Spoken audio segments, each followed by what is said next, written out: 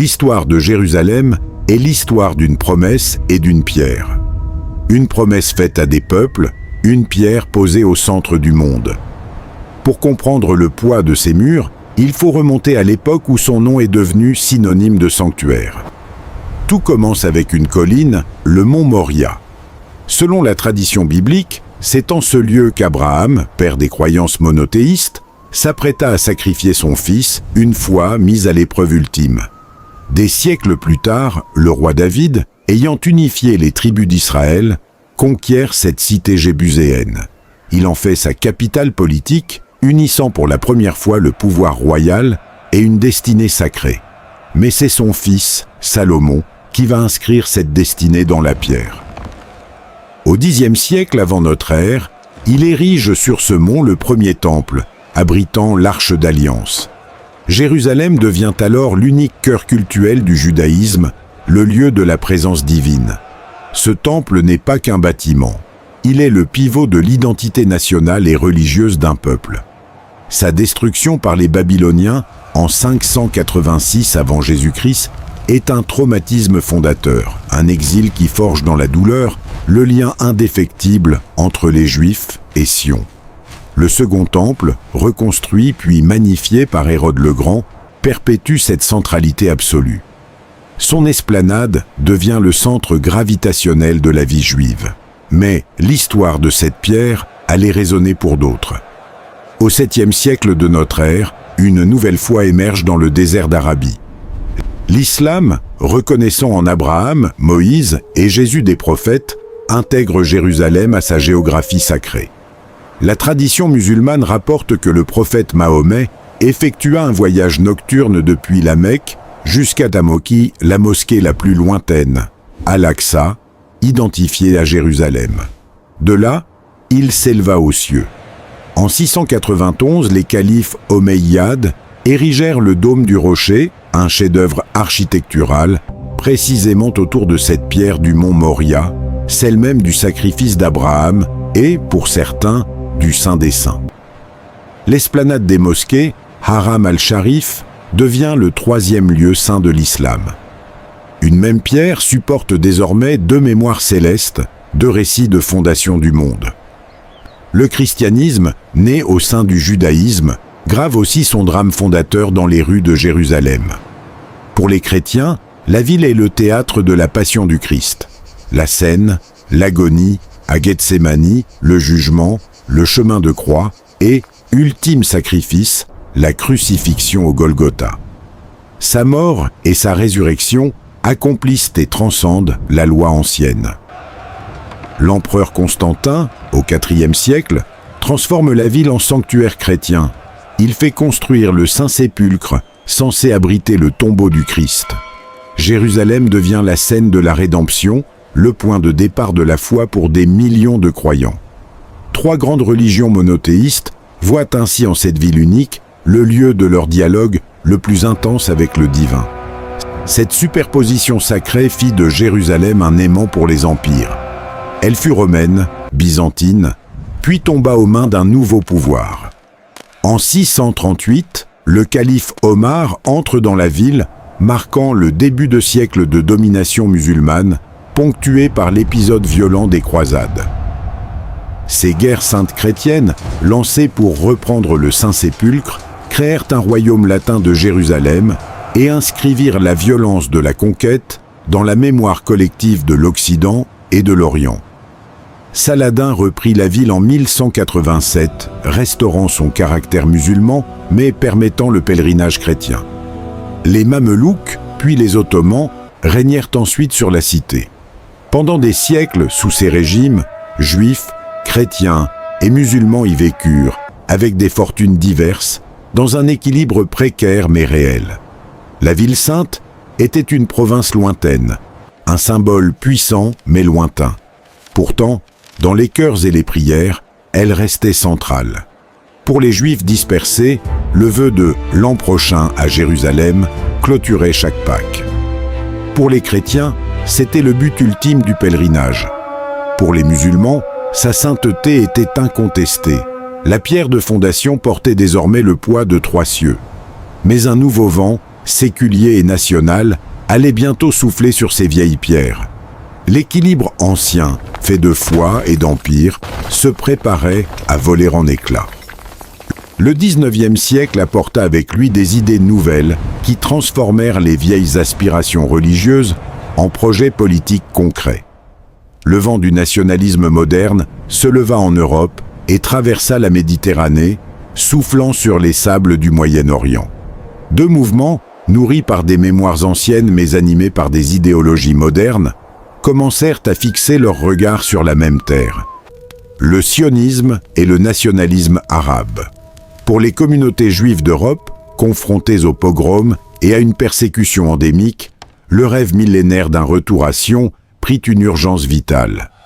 Theodor Herzl, témoin de l'antisémitisme lors de l'affaire Dreyfus, formalisa cette aspiration. Le sionisme politique naquit non plus comme une prière, mais comme un programme. Établir un foyer national pour le peuple juif en Palestine, terre de ses ancêtres. Les premiers pionniers, les Aloudzim, arrivèrent, drainant les marais et défrichant les terres, achetant des parcelles aux propriétaires ottomans. Ils construisaient des fermes, puis des villes, recréant une présence hébraïque sur le sol. Leur projet était perçu par eux-mêmes comme une renaissance nationale, une juste réparation historique. Cette implantation progressive ne passa pas inaperçue. La population arabe de Palestine, qui vivait sur ces terres depuis des générations sous la domination ottomane, vit dans cette immigration organisée et ces achats de terres une menace existentielle. Son propre sentiment national, éveillé par la renaissance culturelle arabe et le déclin de l'Empire ottoman, se cristallisa en opposition au projet sioniste. Pour les Arabes de Palestine, cette terre était la leur, et l'arrivée massive d'étrangers, soutenus par des financements européens, annonçait une dépossession. Les premières violences éclatèrent dans les années 1920, dessinant les lignes d'un conflit qui ne ferait que s'envenimer. Le destin de la région allait être scellé par la chute d'un empire et les promesses contradictoires d'une puissance coloniale. La Première Guerre mondiale vit l'effondrement de l'Empire ottoman. La Grande-Bretagne, en quête d'alliance, multiplia les engagements. Aux Arabes, par la correspondance Hussein-MacMahon, elle laissa espérer l'indépendance d'un grand royaume arabe en échange de leur révolte contre les Turcs. Presque simultanément, par la déclaration Balfour de 1917, elle promit son soutien à l'établissement d'un foyer national pour le peuple juif en Palestine, sans porter préjudice aux droits des communautés existantes. Enfin, les accords Sykes-Picot se partagèrent secrètement la région entre Français et Britanniques. Ces promesses entrelacées et contradictoires jetèrent les bases d'un siècle de discorde. La Société des Nations confia à la Grande-Bretagne un mandat sur la Palestine, avec pour mission contradictoire de faciliter l'immigration juive, tout en préparant les habitants à l'autonomie. La pression devint intenable. L'immigration juive, accrue par la montée du nazisme dans les années 1930, provoqua la grande révolte arabe de 1936 à 1939. La réponse britannique fut brutale, mais Londres, craignant de perdre le monde arabe à l'aube d'une nouvelle guerre mondiale, publia le livre blanc de 1939, limitant drastiquement l'immigration juive. Ce fut une trahison aux yeux des Juifs qui se sentaient abandonnés au moment même où le génocide nazi, la Shoah, rendait leur quête d'un refuge plus impérieuse que jamais. La Seconde Guerre mondiale et l'horreur de la solution finale donnèrent au projet sioniste une légitimité morale et une détermination tragique aux yeux du monde. Plus question de compromis. L'après-guerre trouva une Palestine exsangue, une communauté juive traumatisée mais résolue, et une communauté arabe palestinienne profondément hostile à tout partage. La Grande-Bretagne, épuisée, remit son mandat à l'Organisation des Nations Unies. En 1947, l'ONU vota le plan de partage de la Palestine. Il créait 2 États, un État juif sur 55% du territoire, un État arabe sur le reste, tandis que Jérusalem, avec Bethléem, devenait un corpus separatum sous régime international spécial. Pour les dirigeants sionistes, c'était une chance historique, l'aboutissement d'un rêve. Pour les Arabes de Palestine et les États arabes voisins, ce fut une spoliation inacceptable, imposée par des puissances étrangères sur une terre arabe. La guerre était inévitable. Le jour même de la fin du mandat britannique, le 14 mai 1948, David Ben Gourion proclama la création de l'État d'Israël. La joie fut de courte durée. Le lendemain, les armées de 5 pays arabes envahissaient le jeune État. Ce fut la guerre d'indépendance pour Israël, la Nakba, la catastrophe pour les Palestiniens. Le conflit fut féroce. À son issue, Israël avait non seulement survécu, mais agrandi son territoire au-delà du plan de partage. Jérusalem était coupée en deux. La partie ouest, dont la vieille ville, annexée par la Jordanie, la partie ouest, nouvelle, sous contrôle israélien. Des centaines de milliers de Palestiniens avaient enfui ou avaient été chassés de leur foyer, devenant réfugiés. L'État arabe palestinien ne vit jamais le jour. Jérusalem, la ville destinée à l'internationalisation, était désormais une cicatrice à vif, traversée par des barbelés et des murs de sacs de sable. La pierre de fondation était prise dans le béton des nationalismes. La ligne d'armistice de 1949, tracée à l'encre verte sur les cartes, coupa Jérusalem en deux. À l'ouest, la nouvelle Jérusalem israélienne, proclamée capitale de l'État juif. À l'est, la vieille ville et ses quartiers historiques, sous contrôle jordanien. Pendant 19 ans, des murs et des no man's land séparèrent les lieux saints. Les Juifs ne purent plus accéder aux murs des lamentations, les vestiges du Second Temple. Les résidents israéliens et jordaniens vécurent dans des réalités parallèles, sous la menace constante des incidents frontaliers. La ville sainte était devenue le symbole même de la division. Cette partition fut brutalement remise en cause en juin 1967. La guerre des 6 jours, déclenchée par des tensions croissantes, vit l'armée israélienne réaliser une victoire foudroyante. Son moment le plus symbolique fut la prise de la vieille ville de Jérusalem. Les parachutistes israéliens atteignirent le mur des lamentations. Les images de ces soldats en larmes, priant devant les pierres ancestrales, firent le tour du monde. Pour Israël, c'était la libération et la réunification de la ville éternelle, son retour au cœur de l'identité nationale après 2 millénaires. Une loi fut rapidement adoptée annexant Jérusalem-Est et élargissant les limites municipales. La ville entière fut proclamée capitale, éternelle et indivisible de l'État d'Israël. Mais pour les Palestiniens et le monde arabe, c'était une occupation. La Nakba, le revers, ajouta un nouveau traumatisme. Des quartiers entiers furent expropriés pour construire de nouveaux quartiers juifs à Jérusalem-Est, comme Pisgat Ze'ev ou Har Homa. Ces colonies, considérées comme illégales par le droit international, visaient à créer des faits accomplis sur le terrain, à rendre toute division future de la ville impossible. La politique israélienne était claire: renforcer la présence juive dans tous les secteurs de Jérusalem, tout en limitant par des permis complexes l'expansion naturelle des quartiers arabes. Pour les Palestiniens de Jérusalem-Est, munis d'un statut de résident permanent révocable, la vie était faite de contraintes administratives, de menaces d'expulsion et du sentiment croissant d'être des étrangers dans leur propre ville. L'esplanade des mosquées, Haram al-Sharif, devint l'épicentre de cette tension explosive.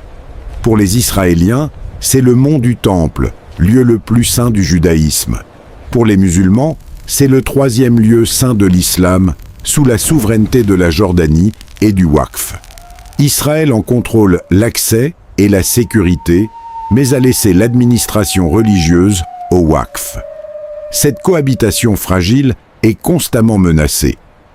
Les visites de groupes nationalistes ou religieux juifs sur l'esplanade sont perçues comme des provocations, des tentatives de changer le statu quo. Chaque rumeur, chaque incident peut mettre le feu aux poudres. La violence éclate cycliquement. La première intifada, 1987 à 1993, et la seconde Intifada, 2000 à 2005, nés en partie des frustrations liées à Jérusalem, furent marquées par des attentats suicides et des affrontements meurtriers dans la ville. Chaque tentative de négociation de paix a buté sur la question de Jérusalem. Les accords d'Oslo, dans les années 1990, laissèrent le statut final de la ville pour les discussions ultimes qui n'aboutirent jamais. Les offres les plus audacieuses, comme celle de Camp David en 2000, échouèrent sur la souveraineté du mont du Temple / Haram al-Sharif. Pour les Israéliens, la souveraineté sur la ville unifiée est non négociable. Pour les Palestiniens, Jérusalem-Est doit être la capitale de leur futur État. L'impasse est totale. Aujourd'hui, Jérusalem est une ville d'apparence contradictoire. En surface, elle semble unifiée, dynamique, avec un tramway qui traverse ses quartiers juifs et arabes. Mais sous cette façade, elle reste profondément divisée. Deux populations vivent côte à côte, avec des systèmes éducatifs, des économies, des récits nationaux et des expériences quotidiennes radicalement différents. Les checkpoints discrets, les barrières de séparation qui serpentent à la périphérie, les différences de droits et d'infrastructures trahissent la réalité d'une ségrégation persistante. La vérité derrière les conflits de Jérusalem est ainsi une superposition de couches. Une couche théologique où une même pierre fonde 3 fois la foi. Une couche historique faite de conquêtes et de dominations successives. Une couche nationale où 2 peuples revendiquent la même terre comme cœur de leur identité souveraine. Et une couche humaine faite de vie quotidienne, d'attachement aux ruelles, aux maisons, aux lieux de prière et d'une peur mutuelle de la disparition. Jérusalem n'est pas disputée pour une simple parcelle de terrain. Elle est disputée parce qu'elle est le miroir où chaque communauté se voit tout entière avec son histoire, sa foi et son droit à exister. Tant que ce reflet ne pourra accueillir qu'un seul visage, la pierre de fondation continuera de trembler.